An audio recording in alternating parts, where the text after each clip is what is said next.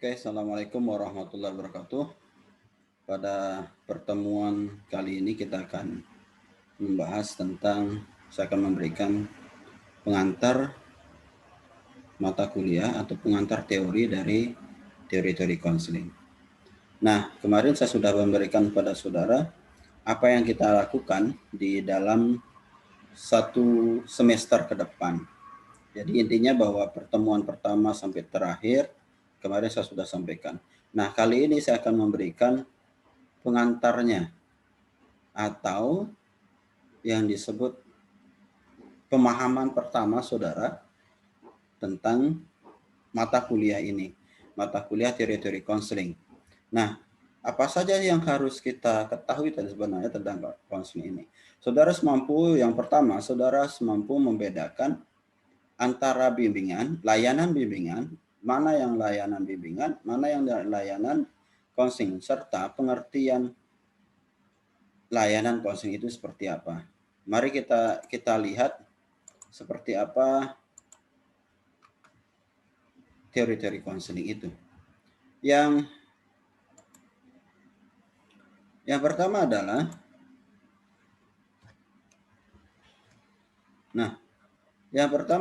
saudara harus tahu betul apakah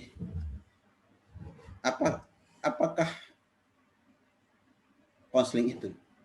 Ini pertanyaan besar. Jadi di dalam konseling itu yang pertama yang harus ditunjang oleh pertama kemampuan konselor. Intinya bahwa kemampuan pedagogiknya di situ, kemampuan skill konselingnya di situ, kemampuan knowledge-nya di situ, ya. Bagaimana mengijawantahkan atau mempraktekkan teori-teori yang mereka pelajari, yaitu tentang teori-teori atau teknik-teknik yang akan digunakan di dalam membantu klien itu. Nah, yang ada beberapa jawaban apa ya konseling itu atau bagaimanakah konseling itu. Ini khusus pada layanan konselingnya, belum kita berbicara kepada layanan bimbingannya. Yang dimaksud dengan konseling itu adalah upaya ampuh dalam membantu siswa, membantu klien, membantu orang lain yang memiliki masalah. Ini kata kuncinya, yang memiliki masalah.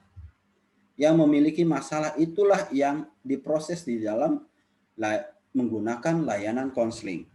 Nah, yang memiliki masalah di dalam apa saja? Yang pertama adalah dalam pikiran siswa atau individu lain, pikiran, perasaan, dan perilakunya. Ini tiga ranah inilah yang saudara berkecimpung di dalam proses konseling itu. Ketika ada masalah di dalam perasaannya, saudara menggunakan layanan konseling. Ketika dia bermasalah di dalam perilakunya, saudara lakukan konseling. Namun di sini ada upaya ampuh. Upaya ampuh atau obat yang ampuh itu mana? Kalau kita tangani masalah pikirannya, teknik apa yang akan cocok untuk itu? Ketika kita ke perasaannya, apa yang cocok di situ? Teknik apa yang cocok? Ketika kita menangani perilakunya, metode apa yang cocok di situ? Layanan teori apa yang cocok untuk mengubah perilaku itu? Ini saudara harus bisa membedakan. Jangan sampai ketika masalahnya perilaku, teknik yang saudara menggunakan teknik pikiran yang mengubah pikiran itu. Nah, saudara harus mengerti dulu mana teknik-teknik apa yang harus saudara tahu, mengerti, paham ketika tiga ranah ini yang di konseling, yang diberikan layanan konseling. Nah, melalui apa? Adalah melalui hubungan baik antara konselor, antara konselor dan klien. Nah, konselor yang mana yang dibutuhkan yaitu di mana seorang konselor itu mengerti, mempunyai pemahaman yang kuat terhadap bagaimana menerimanya. Ini dalam menerima ini adalah care-nya atau empati, teknik empati itu. Yaitu seorang konselor yang mempunyai kekuatan menerima, mengerti pengalaman klien, pengalaman kini, saat ini, pengalaman apa saja yang terjadi saat ini, pengalaman masa lampunya, bahkan pengalaman masa kanak-kanaknya. Intinya bahwa ketika saudara akan lakukan proses layanan konseling, saudara harus mampu dan paham betul tentang klien itu, tentang seseorang itu. Entah itu pengalamannya saat ini, atau ceritanya saat ini, ceritanya masa lampunya, masa lalunya, saudara harus betul-betul paham di situ. Saudara harus mampu mengerti betul ketika saudara akan merubah dalam bentuk pikirannya, perasaannya. Yang kedua, apa sih konseling itu? Yang kedua adalah di mana di dalam menjalin hubungan itu seorang konselor telah mengolah. Intinya seorang konselor itu harus terlebih dahulu bisa mengelola kepribadiannya sendiri sehingga relatif bebas dari masalah. Nah, ini yang harus intinya ketika di dalam proses counseling itu saudara harus mampu melakukan membebaskan diri sendiri, membebaskan diri saudara sebagai seorang konselor dari masalah, baik masalah pribadinya, baik masalah pikirannya, perasaannya dan perilakunya, saudara harus mampu di situ untuk membebaskan diri. Intinya jangan sampai nanti seorang klien itu yang lebih paham terhadap saudara gitu. Ini banyak yang terjadi di sekolah, ya. Seorang konselornya bermasalah. Masalah yang bermasalah itu konselornya. Ketika ada masalah dihempaskan dituangkan, diluapkan kepada siswanya. Nah, ini yang harus dijaga betul. Ini berdasarkan kode etik atau kemampuan kita sebagai seorang konselor itu harus bebas dari masalah.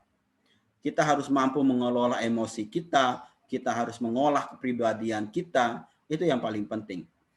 Nah, di dalam proses counseling itu, saudara harus bisa menggunakan teori-teori kepribadian dan teknik-teknik yang spesifik yang cocok untuk klien. Yang tadi di sini yang cocok untuk pikirannya, perasaannya dan perilakunya. Nah, dengan menggunakan teknik atau teori-teori kepribadian yang tepat untuk mereka dalam membantu tumbuh kembang siswa atau klien, baik dari aspek pikiran, perasaan, dan perilaku. Sehingga nantinya yang diharapkan oleh seorang konselor di dalam proses layanan konseling itu adalah dapat mengatasi masalahnya sendiri, bukan dari masalah itu dapat mengatasi masalahnya. Ini bukan seorang konselor di situ mengatasi masalah klien, tetapi mereka seorang siswa, seorang klien itu yang akan mengatasi sendiri masalahnya. Oh, kalau saya punya masalah ini, jadi saya tahu cara keluarnya gitu. Bukan berarti seorang konselor itu berpikir untuk klien. Paham maksud saya? Intinya gini. Ketika seorang siswa itu mempunyai masalah, baik itu dalam pikirannya, perasaannya, dan perilakunya itu, saudara harus mampu, klien itu harus mampu mengatasi masalahnya sendiri. Intinya bahwa yang tahu cara keluar dari masalah itu adalah siswa itu sendiri. Oh, klien itu sendiri, bukan konselornya. Oke. Nah, ini yang di dalam memberikan bantuan itu, seorang konselor itu adalah di dalam memberikan jalinan hubungan atau di dalam proses layanan layanan konseling itu adalah bantuannya semata tertuju dari konselor ke klien, bukan sebaliknya. Bukan dari klien ke konselor, bukan, tetapi dari konselor ke klien. Nah, yang berikut ini syarat saudara sebagai seorang konselor di sini, bahwa di mana saudara harus mempunyai prasyarat akademik profesional. Sekarang ini saudara saat ini duduk di jenjang pendidikan S1 ya, di dalam bimbingan konseling, saudara baru syarat ini belum pada legalitasnya.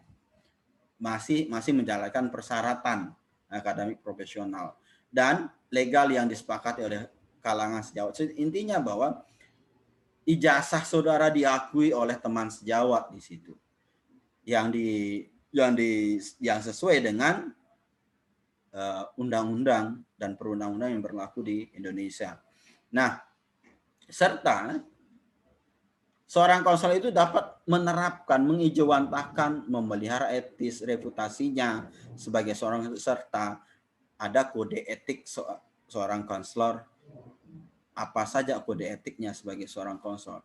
Nah, ini kode etik ini saudara mendapatkan di mata kuliah dasar-dasar bimbingan dan konseling di situ. Oke, selanjutnya ini adalah struktur terapeutik, cara di dalam proses konselingnya. Intinya di dalam proses layanan konseling, teknik-teknik yang akan saudara mengetahui itu untuk mengubah pikiran, perasaan dan perilaku klien itu, saudara harus mampu. Tekniknya banyak ya. Tidak hanya pada psikodinamik atau psikoanalisis, ada CBT, PCT, realita, gestalt, terapi dan yang lain. Itu banyak teorinya. Teknik-teknik yang spesifik untuk mengubah pikiran, perasaan dan perilaku itu. Nah, sebagai dasar saudara di dalam seorang konselor itu harus mempunyai kepribadian yang harus diolah dan dikelola sehingga kian terapeutik. Intinya yang tadi yang saya katakan, bahwa seorang konselor itu mampu mengelola dirinya,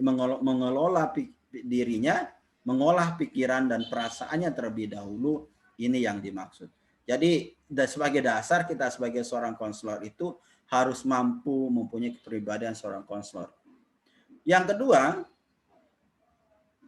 keterampilan yang mengikuti sebagai dasar kita di dalam mengenal klien itu, kita harus mempunyai empati dan kita harus mempunyai keterampilan kesadaran multicultural di situ. Pemahaman tentang budaya, baik itu dari jenis kelaminnya, dari tempat tinggalnya, dari bagaimana keluarga itu mendidik anak-anaknya. Kita harus paham bagaimana lingkungan itu mempengaruhi kepribadian seorang anak. Itu kita harus paham betul bagaimana kesadaran multicultural itu. Empati ini adalah yang paling utama di dalam proses konseling. Kalau saudara tidak mempunyai empati yang tinggi, pemahaman tentang care, ya, kepedulian diri saudara terhadap orang lain, ini kepedulian saudara terhadap lingkungannya, kepedulian saudara terhadap kliennya, ini yang makanya banyak di dalam proses konseling itu tidak berjalan ketika empati ini dikesampingkan. Ketika kesadaran multicultural ini yang dikesampingkan, hanya masih ada ketika kita masih berpaku pada teori-teori yang mana yang cocok. Jadi semuanya ini harus lengkap di dalam diri kita sebagai seorang konselor. Nah, saudara harus paham juga sebagai landasan dasar kita juga, kita harus paham terhadap teori-teori kepribadian, teori-teori perkembangan kepribadian, baik itu secara dari psikoanalisisnya, bagaimana object relation teorinya, ego psikologisnya, dan self psikologis, itu kita harus paham betul. Object relation terapinya bagaimana, kita harus paham betul tentang teori-teori kepribadian ini. Psikologi diri itu seperti apa? Object relation itu seperti apa? Bagaimana hubungan objek itu yang ketika mempengaruhi seseorang. Nah, ke ego psikologisnya juga kita harus paham bagaimana. Ini bisa kita teori psikoanalisis dari Freud yang banyak mendasari di situ, baik antara id, ego, dan super ego itu harus kita paham betul. Sehingga kita harus ketika kita melakukan proses counseling, kita mempunyai dasar ya tiang yang kuat di dalam kita harus canggih bicara atau kecanggihan bicara kita, bagaimana bisa mempengaruhi orang lain di dalam proses pengubahan perilaku, pengubahan pikiran, perasaan, dan perilaku itu. Yang ketiga, yang berikutnya adalah, yang kedua adalah keterampilan untuk mengerti dan menekankan bahasa tubuh, bahasa nonverbal. Intinya bahwa ketika seorang anak itu diam bukan berarti tidak menyimak. Ketika anak itu melirik, kita harus paham betul bagaimana bahasa tubuh seorang klien ketika bisa menerima kita. Ketika dia menolak kita, bagaimana bahasa tubuhnya? Baik secara verbal dan nonverbal. Atau bahasa yang bisa diungkapkan dan tidak bisa diungkapkan di situ. Ketika anak itu menolak kehadiran kita sebagai seorang konselor, itu seperti apa bahasa tubuhnya? Ketika anak itu menerima kita sebagai seorang konselor untuk memecahkan masalahnya, seperti apa bahasa tubuhnya? Ketika anak itu marah, ketika anak itu kesal, ketika anak itu murung, kita harus paham betul. Ini keterampilan ini yang harus saudara miliki di dalam proses ketika saudara ingin menjadi seorang konselor yang bagus, sebagai seorang konselor yang profesional di situ. Nah, yang berikutnya adalah seorang konselor itu juga harus mampu mendalami ya bawah sadar siswa. Ya. Sehingga untuk mengelola pikiran, perasaan, dan perilakunya di situ, kita harus bisa menyelami diri mereka. Paham betul, intinya ketika kita keterampilan ini, kita harus paham betul yang tadi. Keterampilan itu harus paham betul diri mereka itu siapa. Bagaimana cerita masa lampaunya, bagaimana cerita masa kininya, bagaimana cerita masa lampau, masa lalunya, masa kanak-kanaknya, itu kita harus paham betul. Nah, yang berikutnya adalah keterampilan untuk mempengaruhi self negotiation kita yang harus betul-betul mantap di situ. Self negotiation kita, negosiasi diri kita yang harus kita kembangkan. Nah, ada 4 pilar ini yang paling penting di dalam proses counseling. Ketika salah satu di antara pilar-pilar ini yang tidak sengaja saya gambarkan di dalam bentuk pilar atau tiang di situ, agar ini yang paling penting di dalam keterampilan yang harus kita miliki, skill kita yang harus kita miliki sebagai seorang konselor. Selain ditunjang di dalam profesional kita harus paham betul juga antara teknik-teknik apa, teknik yang spesifik di dalam pengubahan pikiran, perasaan, dan perilaku itu. Ada 3 ranah itu yang tempat kita berkecimpung. Di sini di dalam ketika kita mengelola pikiran, perasaan, dan perilaku seorang siswa itu tidak membutuhkan namanya KKM, tidak membutuhkan namanya angka nilai kamu berapa di dalam rapot, tidak. Tetapi di dalam pengubahan itu sangat penting di dalam proses counseling itu sendiri. Nah, ketika ada, mungkin kalau ada pertanyaan, ketika ada